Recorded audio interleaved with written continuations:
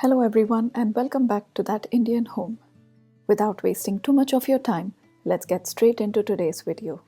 This video is actually going to be the first one in an organization and decor series that I'm planning to create on this channel. The idea behind this series is very simple.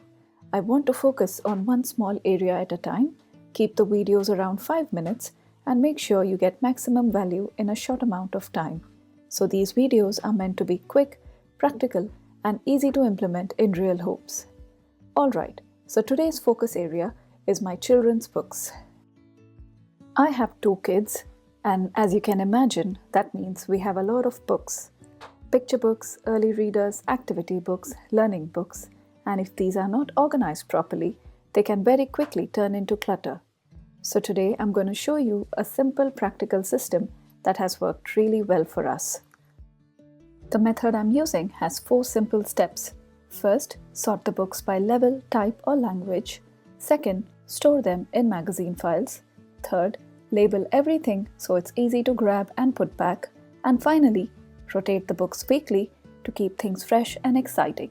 I have grouped the books by level and type. Choose whatever system works best for you and your kids. Once everything is sorted, the next step is storage. For this, I'm using magazine files from IKEA. I really like these because they are plain white, very minimal, and they fit perfectly on a bookshelf. Another big reason I chose them is that they are budget friendly, so if I ever need to replace them or add more as our collection grows, it won't be too heavy on my pocket.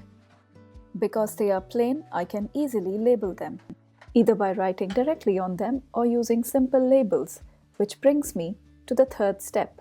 Labeling. It is such a small step, but it makes a huge difference. When everything is clearly labeled, it becomes super easy to grab exactly what you need without pulling out multiple books or creating a mess. Even the kids can understand where each type of book belongs, which really helps with maintaining the system. So now, I'm just quickly labeling each magazine file and placing the sorted books inside.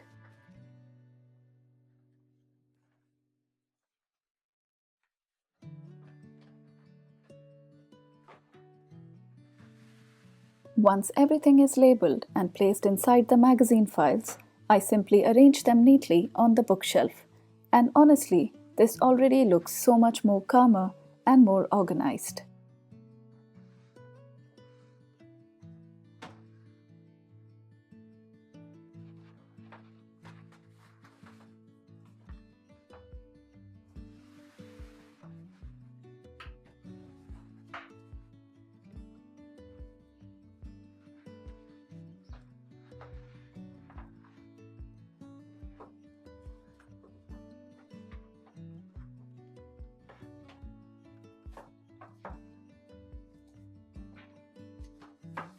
I'm also keeping the Hindi language books separately so I can be more intentional about rotating and reading them regularly with my children.